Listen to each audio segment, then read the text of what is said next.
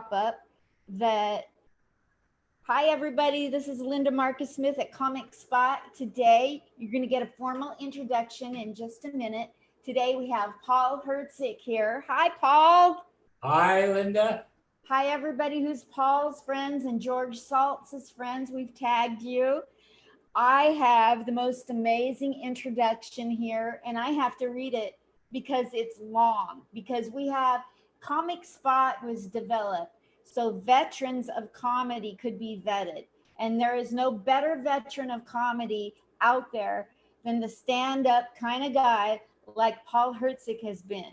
Everybody in New York and around the country respects him. His reputation precedes him, and I'm honored to even be on a screen with him, let alone talking to him. So welcome. I'm glad you're here, and I want to read your bio first. Have you ever met anybody that said they respected me? Yes, I have. Yeah. Oh, okay. I have, and they're people I trust. So Paul is a guy who's got both academic and street credits in the field of funny. Academic and credits include a master's thesis in the effects of humor, appreciation, and laughter. 10 years as a psychotherapist using humor liberally in his therapeutic technique. 3 years as a judge on Showtime Network's Funniest Person in America. 30 years as an instructor in New York City for Retired Teachers Association. I mean, some people deserve a gold medal. The class is called Comedy Appreciation and includes guest stand-ups and field trips to New York City comedy clubs.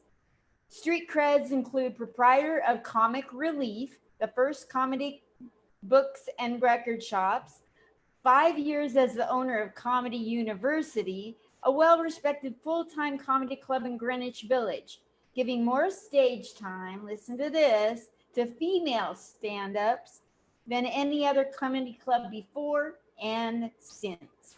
3 years, a founder and director of the Funny Forum, which included annual Funny Forum Funny Female Festival featuring 50 funny females. Holy Toledo, say that when you're not drunk. That was the test. If you could say that, we'd let you in. Paul Herzich, it's so nice to get to talk to you. I want to know about what made you accomplish. Where did you come from, and how did you get raised to be such an accomplisher and get all this accomplished in your life?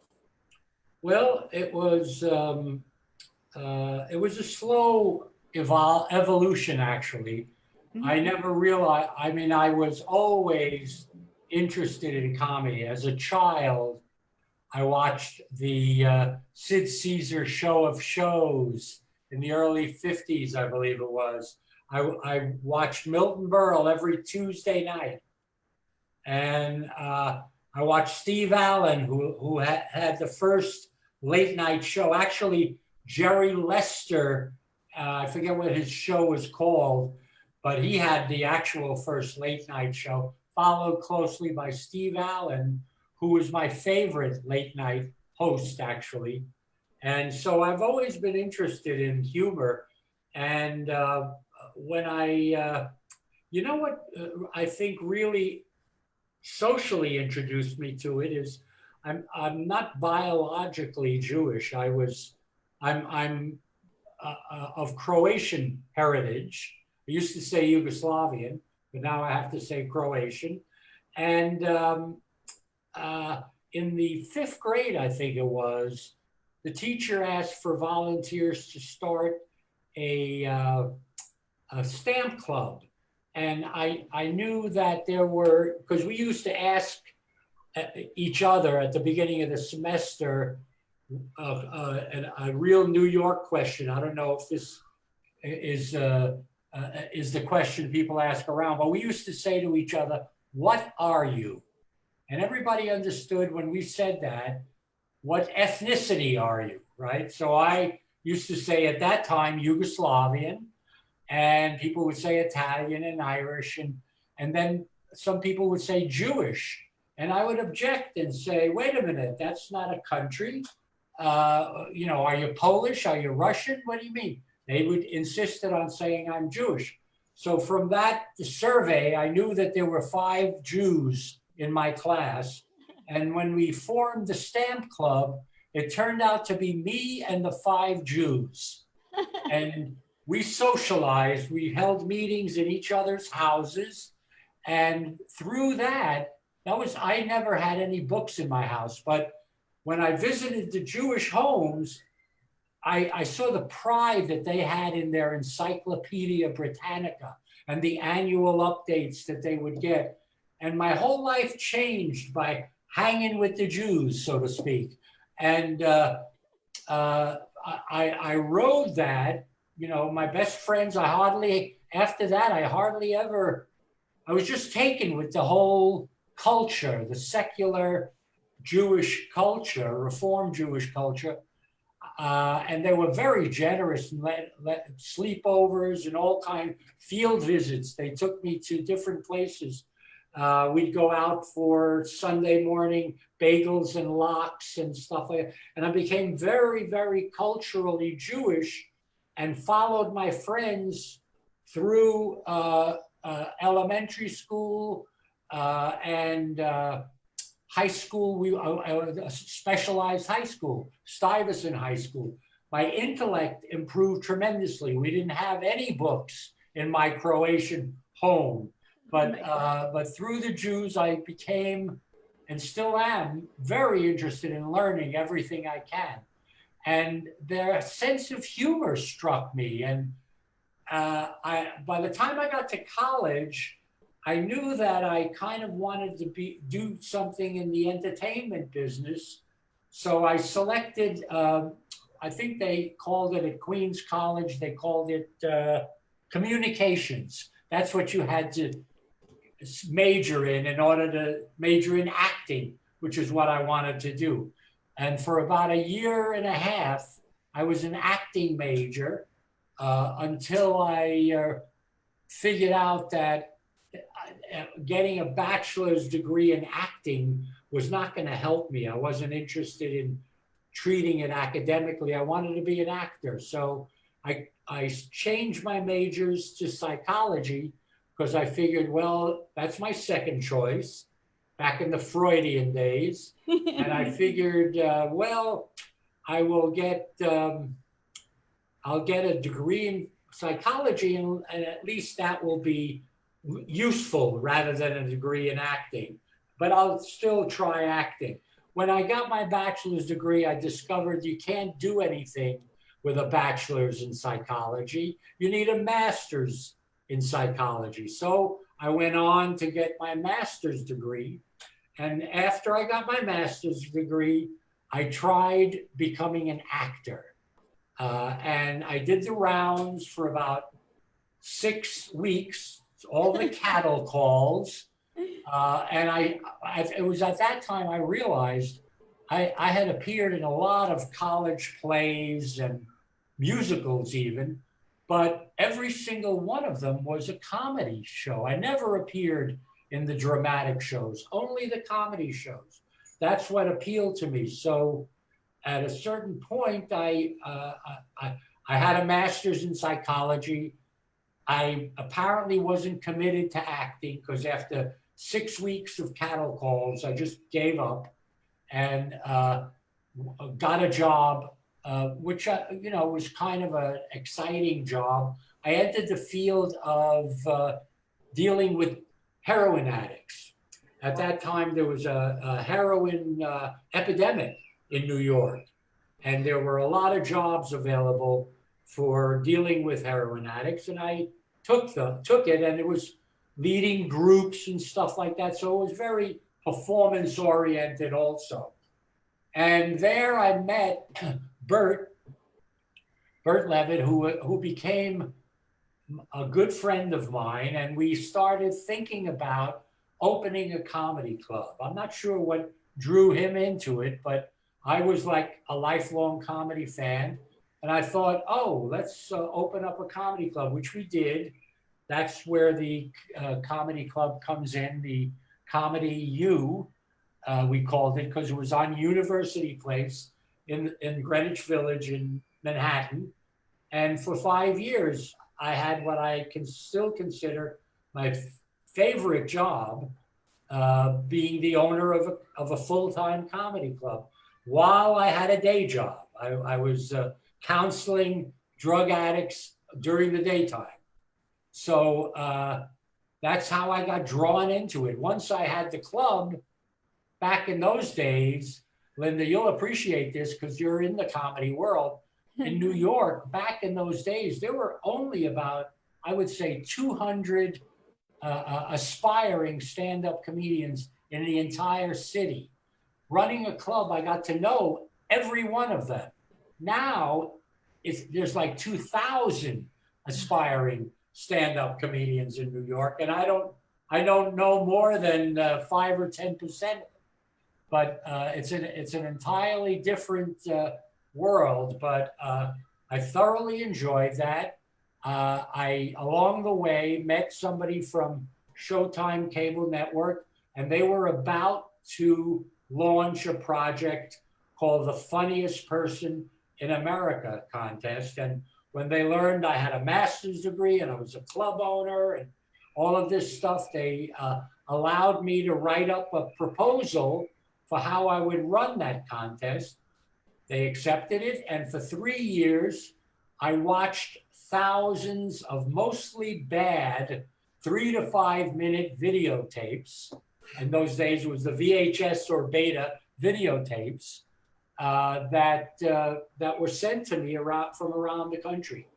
What my job would be, and I thoroughly enjoyed it. I even enjoy watching bad comedians. That's how much I like the craft and art of comedy, because I'm now more, I've always been more academically interested in comedy. I did try performing 3 times, twice in what's considered the first comedy club in the country, Pips in Sheepshead Bay, Brooklyn.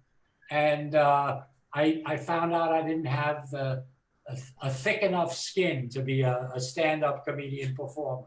But I did have a total interest in comedy. And as when we had to stop the club because our landlord wanted to triple our rent, that's a New York experience again, landlord pricing you out of your business. I then I was asked to teach this course in comedy appreciation. And for the last 30 years since the club closed, I've been doing that course. And it's right up my alley because it really deals with, for the longest time, I thought my mission was to find out what made something funny. But actually, I changed that mission when I realized different people find different things funny. So you can't really analyze what makes something funny when funny is different to everybody else. But what is common, and it was right up my alley as an ex-therapist, as an ex-psychotherapist, what's very common to everyone is the emotion that you feel that leads to laughter, the pre-laughter emotion, whatever it is. And I thought, that's what I want to find out, what generates that emotion. We sort of know what generates anger and sadness and happiness and joy, but we don't really know what generates that emotion called what? We don't have a name for it. People have not focused on that emotion. And I want to spend the rest of my life focusing on that emotion and figuring out what causes it and how to control it and feel it as much as I can. Wow, that's a fascinating topic. Yeah, it is. It is very difficult. Most people are very ignorant, even professionals, psychotherapists. We never really studied emotions, and they're vital. I think everybody that enters therapy enters because they have bad feelings. They're feeling bad, right? That's an emotion. So emotions are what stimulates people to go into therapy. You know when you're not feeling properly and you want to figure out why. Well, I want to figure out the other end. Why do you feel that emotion that makes you laugh? I'm calling it now. I may change the working title, but I'm calling it shocked delight, because every joke that generates a laugh is a joke that initially puts you into a frame of mind where you don't get it. You know, maybe it's only a millisecond that you don't get it. Then suddenly you get it in a very whip-like fashion, and that shock is delightful for some reason. What you get somehow erupts into the best emotion I can think of. They say that sex, however, is the best emotion you can have without laughing. You know, but laughter is a great emotion, and actually, I think it's possible to have both simultaneously. In fact, whenever I have sex, my partner is always laughing at me. And what I just did there is another beautiful thing about the comedy world, which is self-deprecation. I think that's so important, that people be able to make fun of themselves, and and people who can't make fun of themselves generally do not have a sense of humor. Thank you for. I'm so tired of people telling me not to be self-deprecating. It's so much, but I love to be There's a lot to laugh at about me. Yeah, and you know, self-deprecating through comedy is a very different thing than seriously self-deprecating yourself. I mean, in fact, it's the opposite.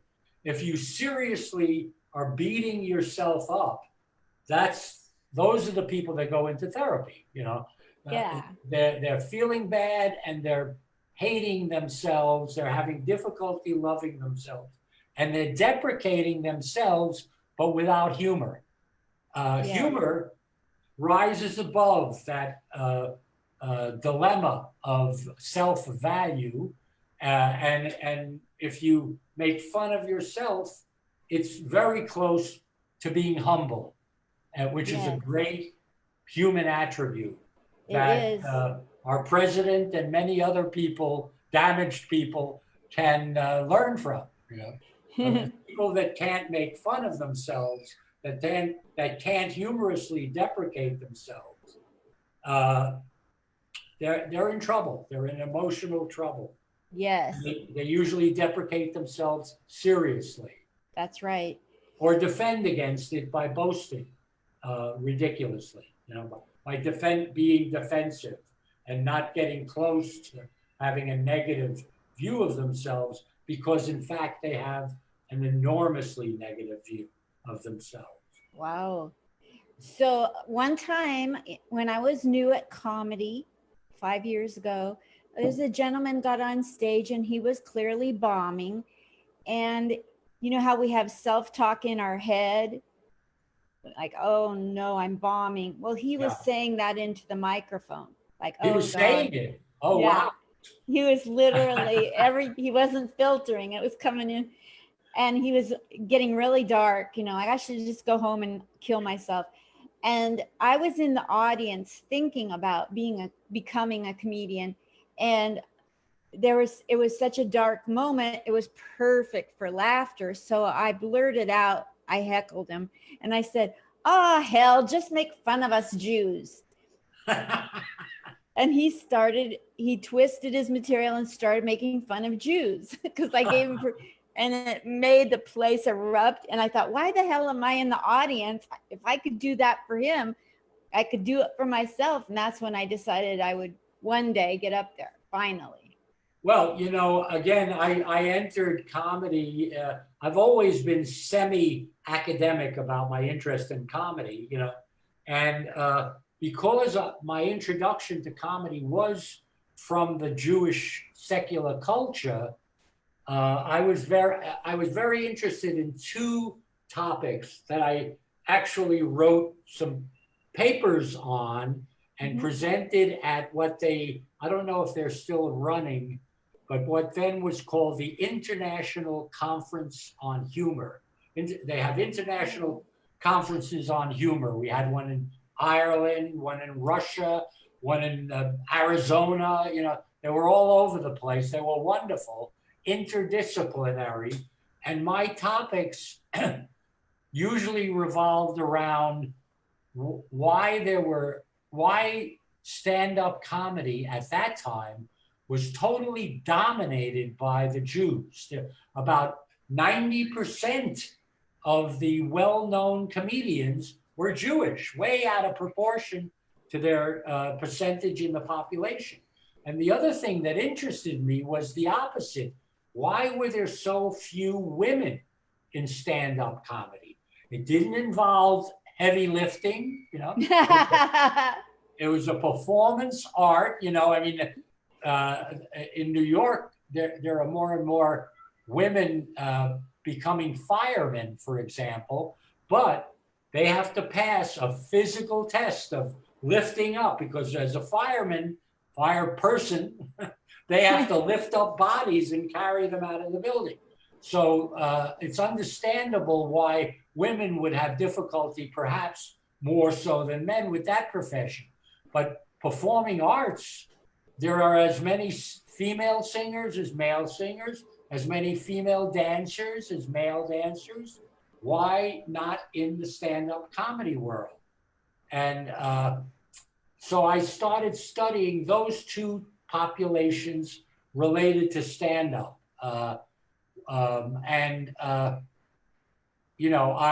think it's perhaps a little too tedious to go into what my thoughts are on those topics. But basically, I think, especially with the job I had for Showtime Cable Network, viewing thousands of videotapes, I had to come up with a system of evaluating stand-up comedy consistently and accurately, so to speak. And it is, to some degree, as I said, different people find different things funny, but there are principles that you can evolve about stand-up comedy in particular that make me feel very confident. I left being a psychotherapist because I felt it was too subjective, the judgment of a person's mental health. In Russia, for example, it's used as a political weapon. A dissident is declared mentally ill and put in a hospital if they get too troublesome. So it's very difficult. There are many people that have claimed certain politicians, including our president, have a mental illness. It's very subjective and very, I found myself as a therapist changing my mind and changing my views in that area and not really being sure I knew what was mentally healthy and what was not. But with comedy, it's also subjective, but for some reason, I feel more comfortable being a judge of what's good comedy and what's bad comedy, what's healthy comedy and unhealthy comedy, to use the mental illness analogy. And the first year, what my job was to pick state winners. Every state had a winner and they each got a trophy. And then I picked the 10 finalists, turned it over to Showtime executives, the 10 finalists, and they would pick, for business reasons, not necessarily comedy reasons, they would pick the best representative they felt for Showtime. And the first year, among my 10 was Ellen DeGeneres, who they picked as the first winner of the Funniest Person in America contest. And in her autobiography, she mentions that she feels that was the start of her career. That was jumpstart to her career, winning that contest, because the prize was a tour of the country and being videotaped and displayed on Showtime for months after winning. So it's a real boost to whoever was declared the winner.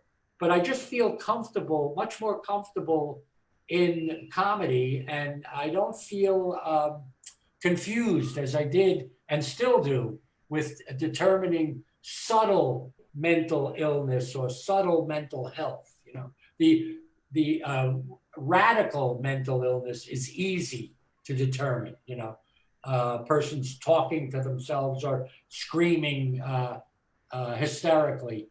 That's kind of easy to determine. But neuroses are not so objectively determined.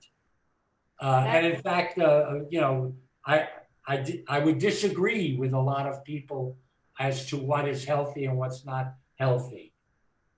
And probably you would disagree with diagnoses that have been given out. Yeah, I mean, I was just speaking. Now, you know, as I said, I taught for the past 30 years. I've been teaching this comedy appreciation class, and when the pandemic came along, I'm teaching it this way, virtually. I'm still teaching it every Wednesday morning. I want you to come as a guest to my Zoom meeting also. I would love to. And so I was just discussing with my class this morning. I lost my train of thought. What were we just talking about that you mentioned? Diagnoses are. Oh yes, diagnoses. Like agreeing with diagnoses that have been given out, you might disagree. Right. You know, what is very valuable to me about comedy is that it's always bucking the conventional. Comedy cannot be conventional. It has to be, unlike mental health, which is often felt to be, you know, you have thoughts like you're normal, you know, your thoughts are normal, your thoughts are the same as other people. I value the comic perspective that starts with trying to surprise people with their angles, with their perspectives. So it can very often feel like mental illness in a way when you're writing comedy, because you're not staying with the norm. You're going against the norm. And that's why we have statements like, they took him to the funny farm and they mean insane asylum. You know, a guy was taken to the funny farm. Or there's some that when it's said derogatorily, there's something funny about him. You know, when somebody says you're funny, one retort is, you mean funny haha or funny peculiar? You know, so funny is riding the edge of being very not conventional and often not popular, because you're stating things that people sort of don't allow themselves to think. No. Yes. The conventional is to celebrate your father on Father's Day, your mother on Mother's Day, your sweetheart on Valentine's Day. The comic makes fun of all of those people on those days, you know. So they buck the convention, and something about that excites me, because I think that's the way progress is made, to think outside the box. They even have that that expression. I mean, I think most people who don't develop a sense of humor are stuck in the box, are stuck in a conventional box, stuck being people who are concerned with how other people think of them, how they see them. And, comedy, you have to get out of that common problem, because you can't do humor if you're saying things that make people feel comfortable. Comfortable is very close to boring. Yes. In fact, there's two types of comedy that I have pointed out. There's comfort comedy, the old line comedians that, a common or a popular comfortable comedian is Bob Newhart. Yes. He's a funny guy, but nobody feels tense when he's performing. But with the introduction of Lenny Bruce came a new style of comedian that didn't just tell jokes, but reached into themselves and tried to have a perspective, a persona that was just very funny, and very often was turned into a social critic, like George Carlin or Richard Pryor, two of the giants of what I call organic comedy, not out of a joke book, but out of their own souls, so to speak, turning that into the funny. That was a major change in comedy when people started having a persona and talking from their heart and their life experience, and not just up there making people feel comfortable. That was a big, huge change. When did that happen in comedy, Paul? Well, it was Lenny Bruce, who I just mentioned. He was the founder of that. He started that movement, and he paid a price for it. Aside from the fact, he destroyed himself, but he had a lot of help from the court system and from the church that hounded him for telling religious jokes, and the social critics that hounded him for cursing in his act, and he was called, in fact, he was so insightful about very unpopular topics that, for example, he had a little routine about Jesus coming back and visiting St. Patrick's Cathedral and noticing all the room that was available in St. Patrick's Cathedral, while a couple of miles north of there were Hispanics living 12 to a room. And Jesus would not have favored that, so he did material like that, which made him the enemy of the church, and which some people used to label him, ironically, a sick comedian. They called him a sick, a teller of sick comedy. So it was so radical to them that they labeled it mentally ill. Wow. Basically. Yeah. And then, he got sick by becoming obsessed with his persecution, which was real. That they had as their aim to get him out of comedy, and they just bankrupt him with court cases. Wow. But luckily, Pryor and Carlin and a lot of other people came along that are in his mold, and now you have more people that are more similar to Lenny Bruce and Carlin and Pryor than they are to Bob Newhart and the comfort comedians that never give you a stress, so to speak, mixed in with your laughter. It's fascinating. Are you planning on writing a book or doing a documentary on your research? Well, my neurosis is that I can't write. I've written a few things. Like I said, I wrote a paper on why there were so few women in comedy and why there were so many Jews in comedy.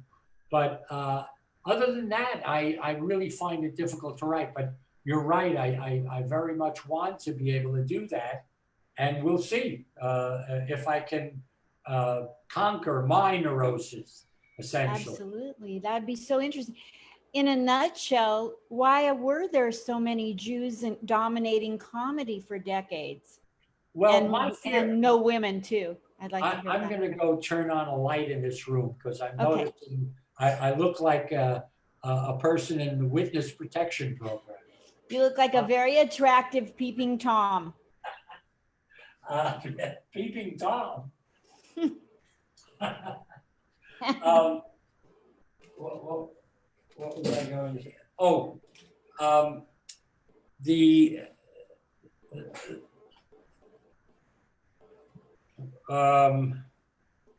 Jews in comedy. Yeah. The popular what many people say is the conventional, if you will, thing is that Jews suffered so much that they overcame their sadness with laughter. They gravitated to hide or, what was like a salve on the pain of their persecution. I don't like that for a couple of reasons. The main one being I don't like to label comedy as a surface salve, that ends pain. I think comedy is much more important than that. It doesn't dull pain, it transforms pain so that where you have the pain of low self-esteem, you could transform it into self-deprecation and hopping over low self-esteem. Wow. And transforming the way, being loving and kind to yourself, even your flaws, even those things that you make fun of. So I think my theory about that is that it's because of and I'm talking again about secular Jews, not conservative or Orthodox Jews, which are not that prevalent in the field of stand-up comedy. It's the Reform Jews that are really the bulk of comedians. Even now, half of the comedians, 50%, are Jewish that are trying to make it in stand-up comedy, at least in the New York area. And so I think it's fair never putting anybody or anything on a pedestal. One of the crucial things of comedy is that the only thing that is sacred to a stand-up is that nothing is sacred. That's the only thing that's sacred. And wow. You said a mouthful there. Right. And Jews, I know from hanging with Jews, first of all, I found that half of them, like me, are atheists. They just don't even really think about it, but religion and God has very little to do with their day-to-day activity. They identify as Jews mostly culturally. They're concerned with the preservation of the Jewish persona, but it has more to do with, it has less to do with going to synagogue than getting an egg cream and a bagel and a shmiyah and telling jokes and telling Jewish jokes. So, so that notion that nothing is sacred, nobody got put on a pedestal. John Mulaney, I got to know and hang out quite a bit with Jackie Mason, one of the quintessential Jewish comedians. And he has a routine that talks about how you can tell the difference between a Jew and a Gentile when they're waiting for a table in a restaurant. The Jew will dutifully follow the maitre d' to the table that the maitre d' is seating him at. The Jew will when arriving at the table, will say, "You call this a table for a man like me? I don't like to sit near a window. My wife doesn't like to sit near that." And they would immediately choose their own table. that mindset. And in fact, John Mulaney, who was not Jewish, married a Jewish woman and talks about the fact that when he goes out to a restaurant with his wife and her family, and they are directed to a table, he does not sit down because he knows that's not the table they're going to choose, the one that they've been directed to. So they're both pointing out a stereotype, which is true, that the Jews are very independent. They are not authoritarian at all. That may have been one of the reasons the Nazis got after them, or any totalitarian regime doesn't like Jews, because they're very independent and they make up their own minds as to what they want. And that element, I think, is what helps somebody have the anti-conventional perspective that's needed for writing comedy and performing comedy. So that's why I think there were so many Jews. Now That's with amazing. women, with women, one of there is another performing art that is underrepresented by women besides comedy, besides stand-up comedy. And incidentally, sitcoms are not underrepresented by women. Comic acting is a different craft. That's why I gravitate towards stand-up. It's the bravest profession, emotionally bravest profession in the world. And it's the only profession that all you need is a microphone. You do the writing. It comes from, now post Lenny Bruce, comes from your soul. And so it's very different than being a comic actor, where there are plenty of women. And in fact, in some ways, Lucille Ball and Mary Tyler Moore, they dominate. Women can dominate in the sitcom area, but stand-up, they're very, and that is, and one other profession, performing art, that has very few women, magic. There are very few female magicians. Why is that? That's because both stand-up comedians and magicians essentially pull the rug out from underneath you mentally. They trick you.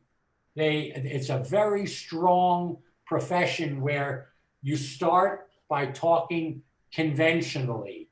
I use a joke again by Jackie Mason to show this. Jackie in his show would say, but it's terrible to make fun of somebody just because of his ethnicity or his race or his age. And to those who know Jackie, that you'll start laughing just from that statement. But most people don't realize that's all he does, is make fun of people because of their ethnicity, race, and age and stuff like that. He makes fun of the Jews and Gentiles and everybody, but he starts with that. It's very bad to make fun of people because of their race, their ethnicity, or their age. You take this gentleman right here, and he'll point to somebody in the first row. I don't know what he is. I don't know if he's Italian or Irish or German. All I know is I don't like this man. Right? So with that punchline, he yanks you out of the comfortable straight line rut that he's brought you in as you nod. Yeah, it's terrible to make fun of people of that. And yeah, he doesn't care whether that guy is in. Boom, I don't like the guy. He yanks them out the way a magician does. That's, you're lulled into thinking this is the situation, and then all of a sudden the woman has disappeared, or the rabbit has come out of nowhere. So that is a very strong thing that women are not programmed to be. It is not considered a feminine trait. It's considered a masculine dominant trait to do that, to trick somebody, to have the chutzpah, if you will, using a Yiddish term, to have the chutzpah, the nerve to trick somebody and to disorient them. Women are just not that comfortable doing it. The strong women, like, Tony Fields and Joan Rivers and Lily Tomlin and all the fine female comedians that there are able to do that.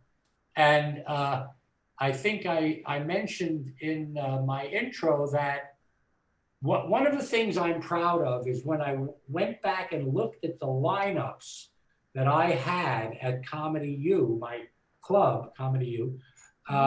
Every Thursday night, I think I was the first club to do this in the world, I think. On Thursday night, I had nothing but female comedians.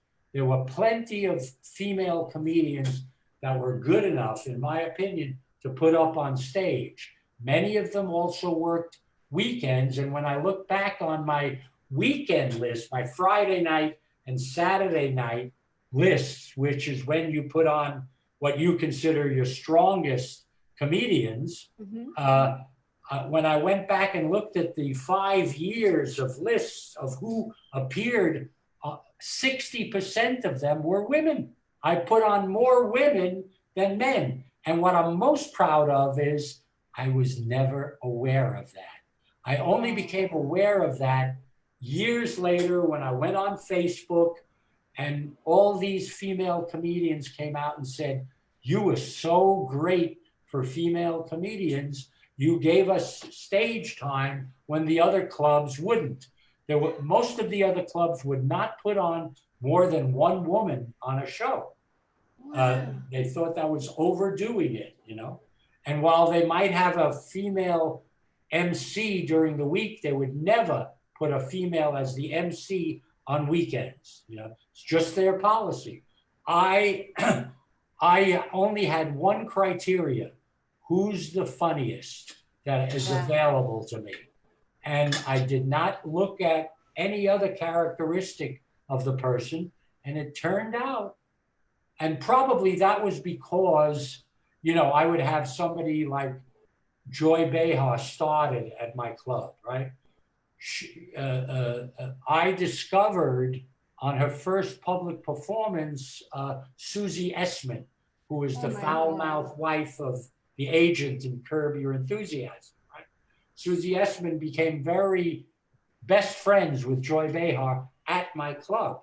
And then they would bring other comedians, friends of theirs, to the club. And that's how naturally the women evolved. Brett Butler, Judy Gold, all of these women gravitated toward the club because they were told, hey, this is a club that really allows, it's very open to women performing. And it wasn't that I was just open. I was literally, how some people say, I don't see color. I did not see gender. I saw funny. And women are more and more are going to show that they are incredibly funny. Although there is something very interesting that I'm seeing now nationally among the upper echelon of comedians. At this point, it used to be that you could point to Joan Rivers or to Moms Mabley going way back, and Lily Tomlin in her heyday. But those people have either become non-performers or died. And right now, can you name a superstar that's a woman? Superstar stand-up? I can't. I don't know of a super. The closest is Ellen DeGeneres, who started, I picked her as the first winner, who started as a stand-up, but now she's a TV host, And just as you can't call, even though he still practices, I don't think, I'm not sure, if Ellen DeGeneres still performs, but she's known as a TV celebrity, not as a stand-up. There is no female superstar stand-up right now. I don't know why that is, but one of the things that to me is kind of delightful is that there's a new Jew in town among the upper echelon of stand-ups, and that's the African American. Half of the really famous stand-up comedians are Black now. Don't you love Black comedy? Well, initially I didn't. I do now, the ones that have risen.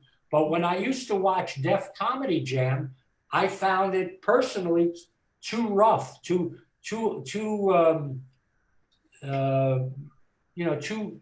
a comedy, too many motherfuckers in the act, and too much cursing, and it just was kind of rough, kind of like the way I feel about certain what I call locker room comedians that now perform, that are like the old boys, and they're kind of rough comedians. They talk about pussy and stuff like that, and they talk the way many men talk about in locker room kind of humor. So I didn't like that. But when you have people like Dave Chappelle, and recently I saw the special by Michael Che. What a wonderful special his latest special on Netflix is. And Chris Rock, who performed in my club, is a brilliant comedian. So there I've just named 3 really brilliant Black comedians. Kevin Hart, it has to be seen as a very successful comedian. Now, I personally don't like Kevin Hart as much as the others, but he's probably the most successful of the ones that I mentioned commercially. He makes more money, let's say, than those others. So he's certainly a superstar. But here you have all these Black comedians overrepresenting themselves, because they're only 10 to 20% of the population. But like I said, they're probably half of the famous comedians. And I think that that's a very interesting development, because it's the first area that Blacks have dominated in that's not physical, all right? That's true. I believe Blacks biologically have mesomorph bodies. They just have better bodies in general, and consequently they dominate the NFL and basketball, and so many sports are dominated by the African American, which is understandable because of their biological advantage. But now this is a mental art. This is intellectual art. And it used to be that only the Jews and the Chinese dominated in mental areas. The high school that I mentioned before that I went to, Stuyvesant High School, I went with the Jews, and it was at least 80% Jewish when I went to it. Now it's about 80% Asian, right? Exactly. So we're used to that stereotype in academia, but now the Blacks are coming. And something, I think it's the Nobel Prize in Physics, that 50% of the prizes have gone to Jews, the Nobel Prize in Physics. So the Jews have had that representative, they have masterminds, Einstein, Marx, Freud, all of these people were Jews superstars in the intellectual area. The development of the atom bomb, all kinds of Einstein, that used to be the Jewish, and I'm happy to see that the Black population is now beginning to dominate in the intellectual areas. And I consider stand-up comedy an intelligent art. You cannot be dumb and be a stand-up comic. You have to be witty. So that's an interesting development that just kind of dawned on me last year. One of the things I like about teaching my course is that I'm learning so much myself. Like that issue of it's not what makes something funny, it's what causes that emotion that leads us to uncontrollably laugh. You know, there are things that when I see certain movie segments, I know I'm going to cry. I don't have any control over crying. And the same thing goes for the emotion of laughter. When you find something really funny, you cannot not laugh. You have to laugh. And that emotion,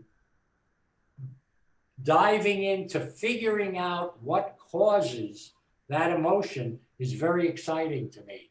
And I'm looking forward to trying to figure that out. And I learned that by teaching my course, because I started teaching my course with the goal of finding what makes something funny. And there are principles that, for example, if you say you don't find something funny, I can demonstrate to you why it is a joke.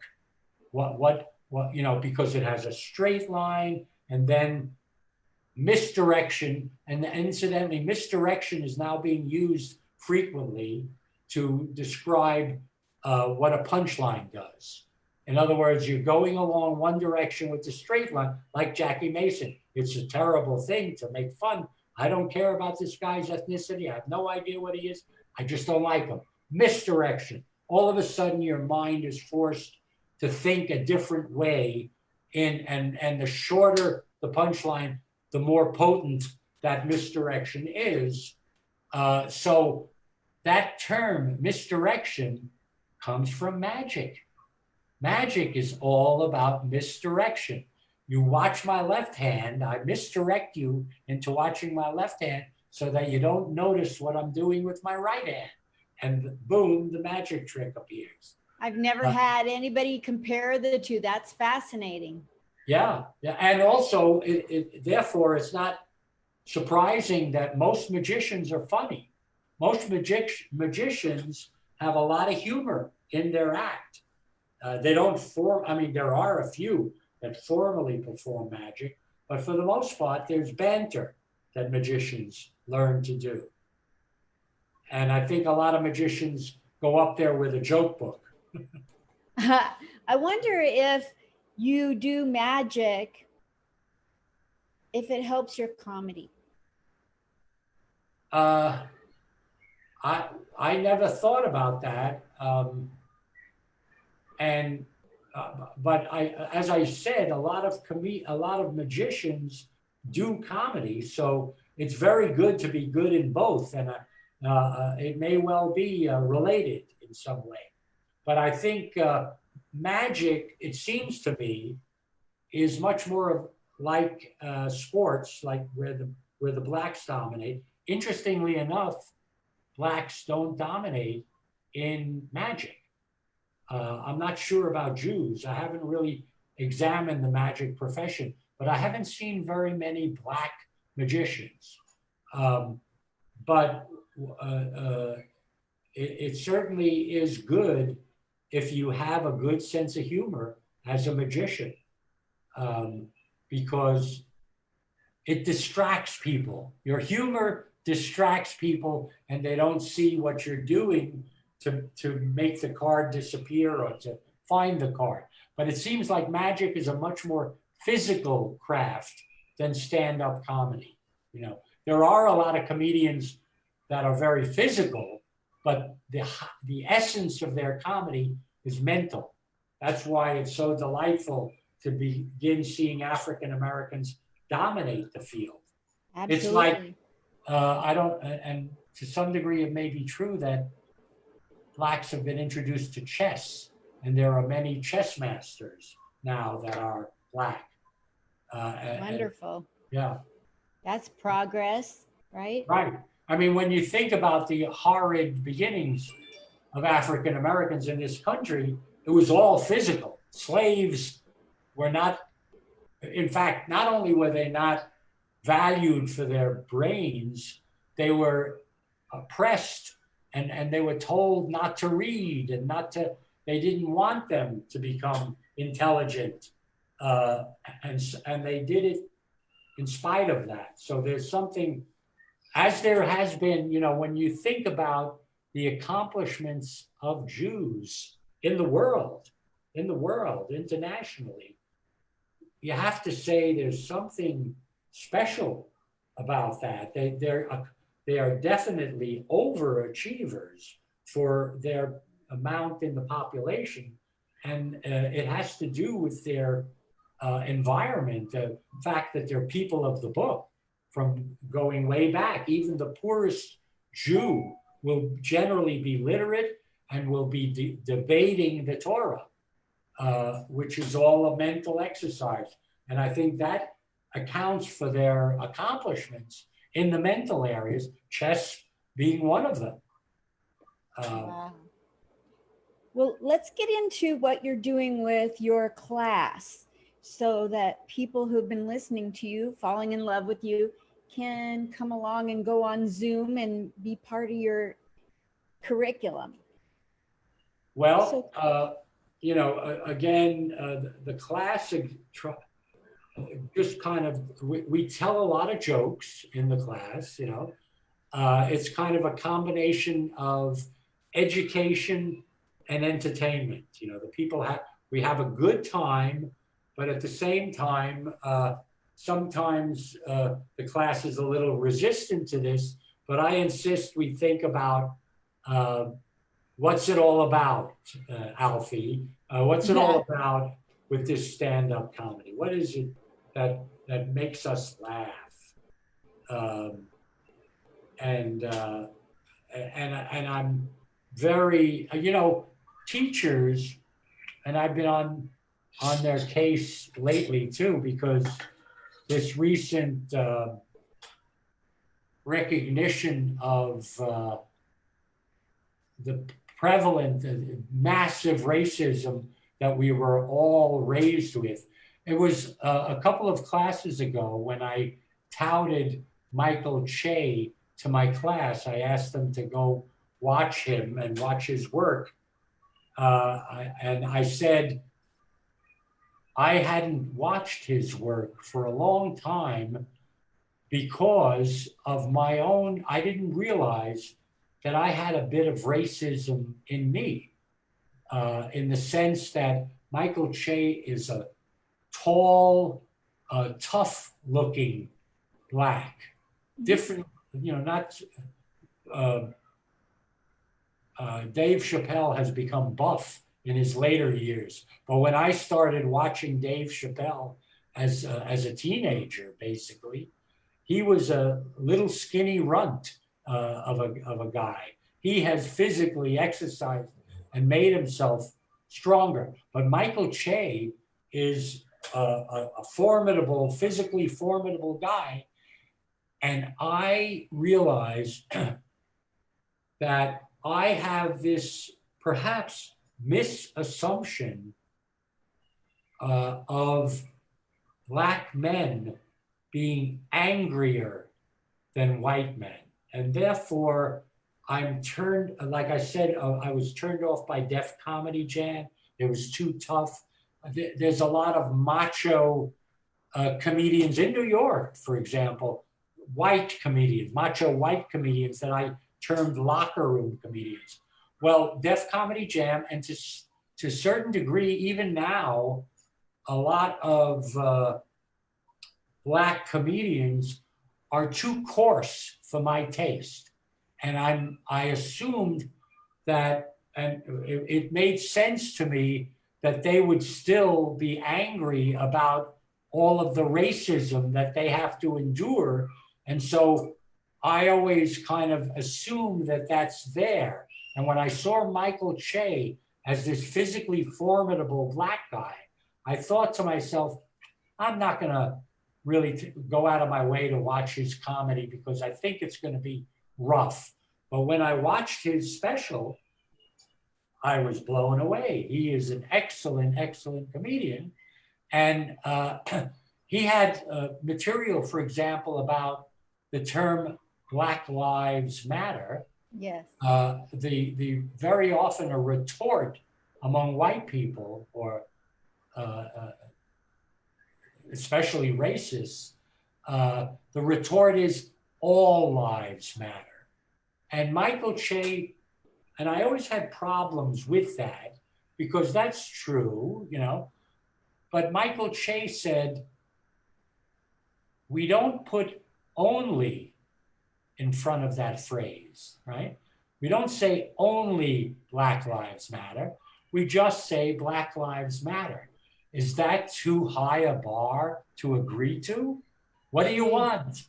Black lives exist? How low can we go to where you'll accept our statements? We're saying Black Lives Matter. And I thought that was very intelligent, and it cleared that up for me. It's true, they don't say only Black Lives Matter. They're just pointing out Black Lives Matter because for hundreds of years, they haven't mattered to a lot of people.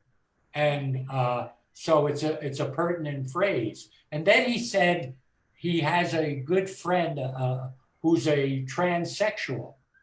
And he referred, when he was with her, he referred to her as a tranny.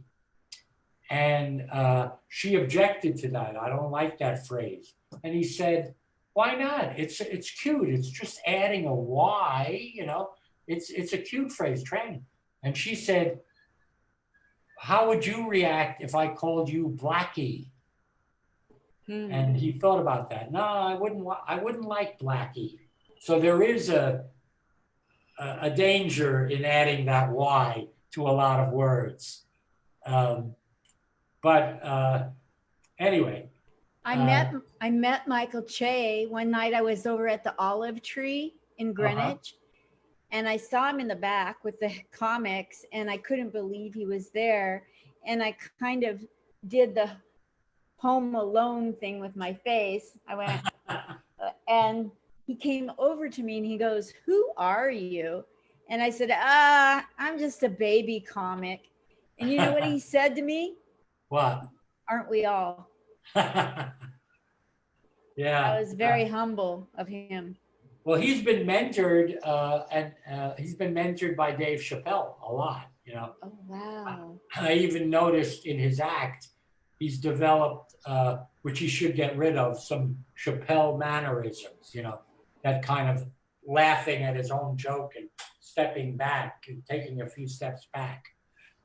So he's adapted some of Chappelle's moves. Chris Rock. Wow, that guy. Was mentored by Eddie Murphy at the comic strip. You know, one of the fond memories I have of when I ran the club, it was in the golden days of comedy. So many famous comedians like Ray Romano began at my club, you know. So many famous comedians were not famous at that time, and there was no cable television to speak of, you know. Stand-up comedy had not hit cable and HBO and all of that. That happened like about 2 years after I opened the club. So for the first 2 years, the only place people could see live stand-up comedy in general was to go to a club.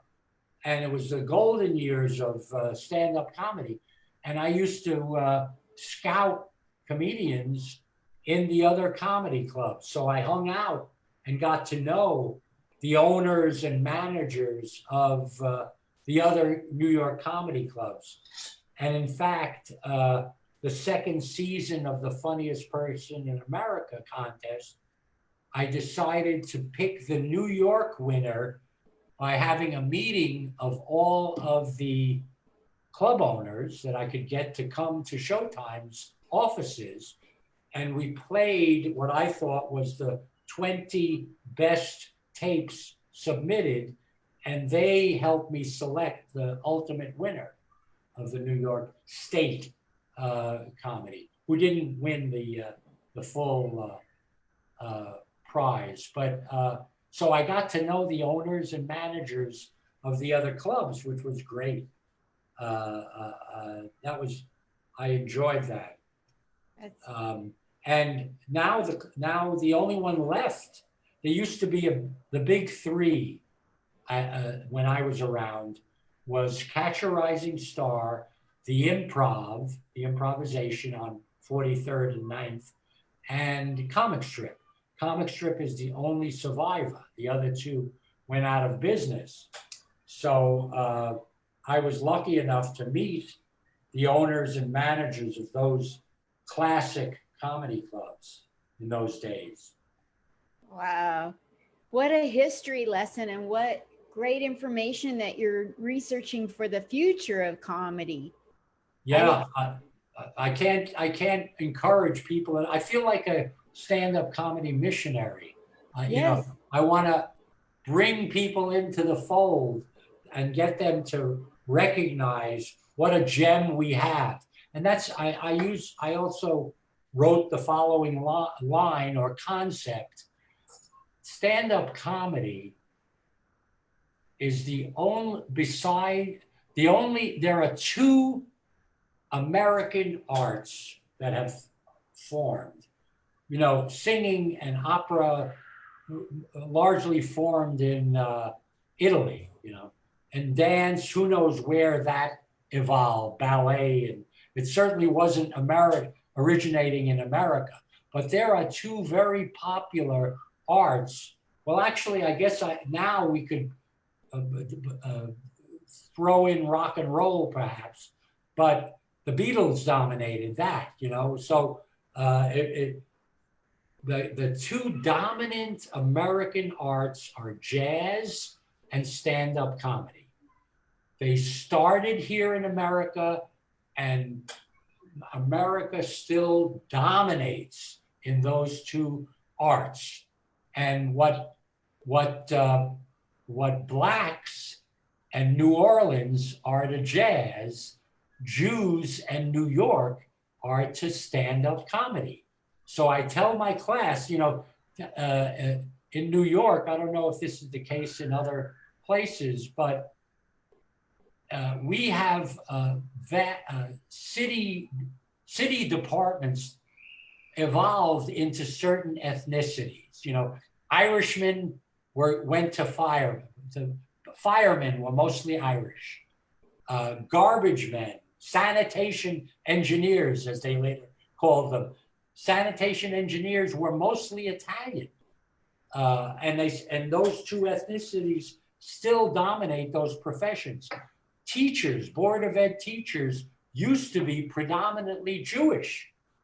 And a lot of stand-up comedians like Robert Klein and Joy Behar were former teachers. There are a lot of teachers, Ted Alexandro, and a lot of comedians were former teachers. And so my class is retired teachers. It's now that the teaching profession is much more diverse. There are all kinds of ethnicities, but the retired teachers come from an era when they were predominantly Jewish. So my class is predominantly Jewish, which is right up my alley. And I'm trying to get them to appreciate that stand-up comedy is their art. New York Jews are what New Orleans black jazz musicians are. New York Jews developed comedy. It's their art, so they should cherish it, you know, the way the French are proud of their chefs and their culinary geniuses, right? We should be proud of our stand-up geniuses, you know, because even if they aren't born and bred in New York, they eventually come to New York to really develop their careers. When they want money, they go to LA. But when they want to develop, when they start out, comedians like you come to New York to practice this craft. And so New York, especially New York Jews, and all New Yorkers and all Americans should value this enormous craft that the rest of the world is catching on and is appreciating, as they did with jazz. Yes. You know, jazz became very popular in Europe, and now stand-up comedy is becoming very popular in Europe. Oh, good. You know, I find it really interesting that you're looking into what makes people laugh because, like, um, I I was eating a peanut one day and I choked. And then Uh, another day I was eating a peanut out of the shell and I choked. And at one point in my life, I don't know, about 60 years of age, I said, I wonder why the hell I keep choking when I break open a peanut. So, thanks to the internet, I found out there's this gas that's released in the shell ah, that shoves it, goes from the smallest point to a larger point. It actually shoves itself down your esophagus, and that's why you choke when you break open a peanut. ah, You can't help it. huh, huh. And I that's thought it what might you're be splinter from the shell or something like that gets into your throat also, you know. When you yeah. break open a ballpark peanut, you know, the shelled peanut, And they have a term for it. It's called peanut smoke. ah, The smoke of the peanut. And that gas is inside the peanut. And when you do something, it shoves itself down your throat. And that's why people, and you're doing the same inquisitive, you know, into you're being inquisitive about why is it that it's impossible not to laugh. yes. And I think it has something to do with that uh, rug being pulled out from under you. For a moment, you don't get the joke. And when you get it, it's like a rush. It's like, and something about it is so delightful and mind blowing, if you will. You know, and what one of my students in my class, a retired teacher, taught me the following nuance that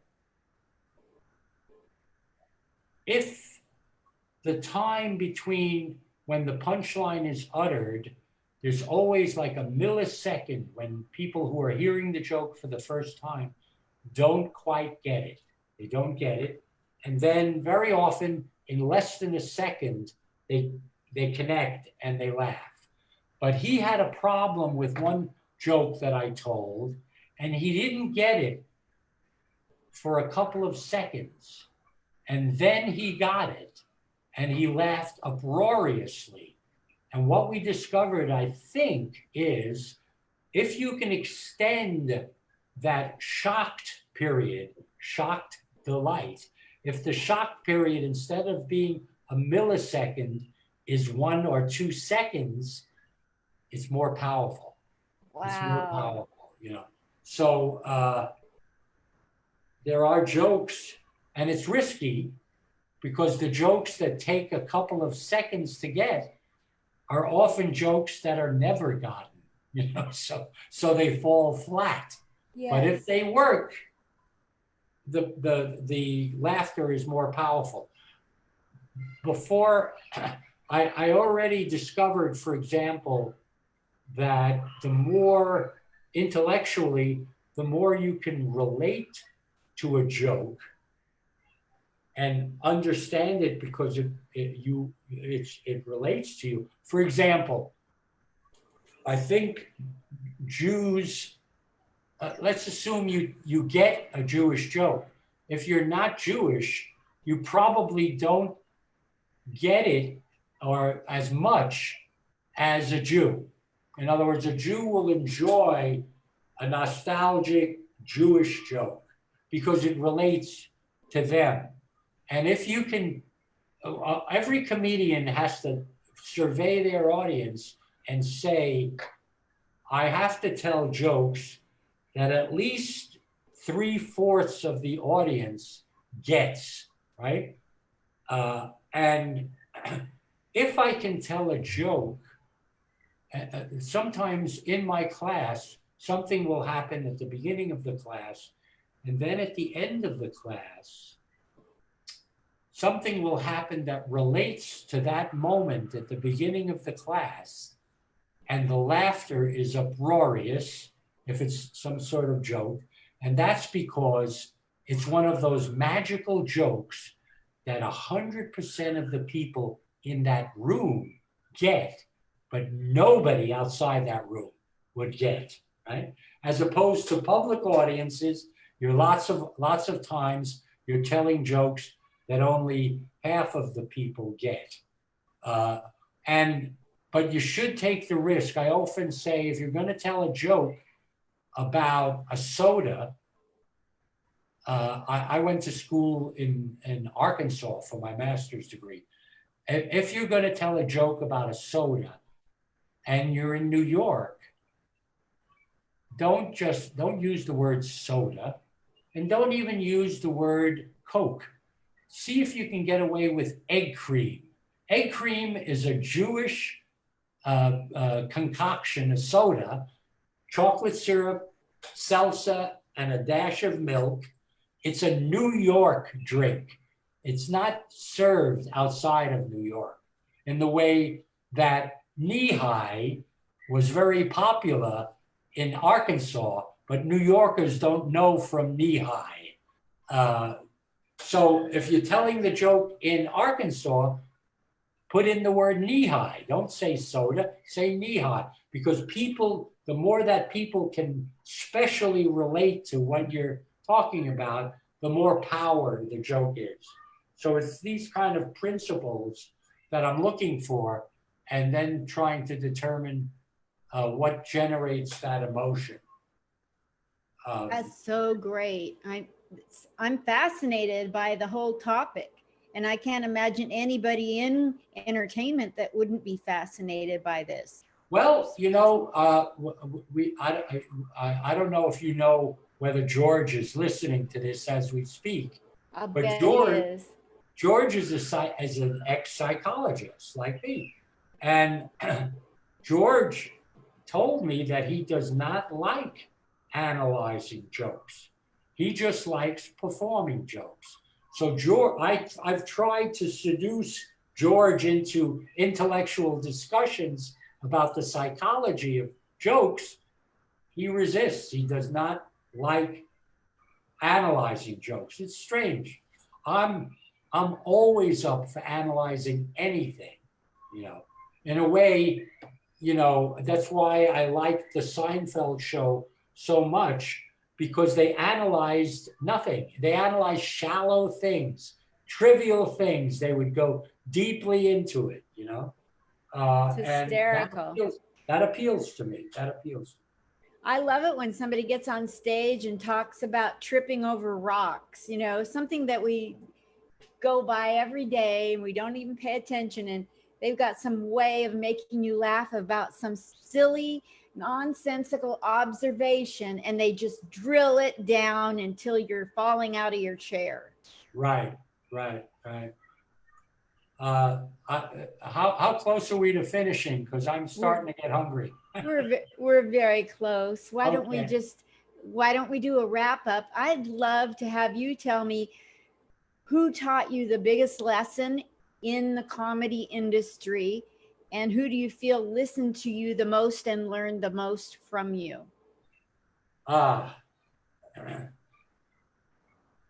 In terms of being taught, I would say I met him at a book signing, but George Carlin. I've seen him perform a couple of times live. I did not develop a relationship with him the way I did with Jackie Mason. But while I think of Jackie as a superb comedian, and Jackie, I would say, his 1963 album, I'm the Funniest Person in America, Only Nobody Knows It, right?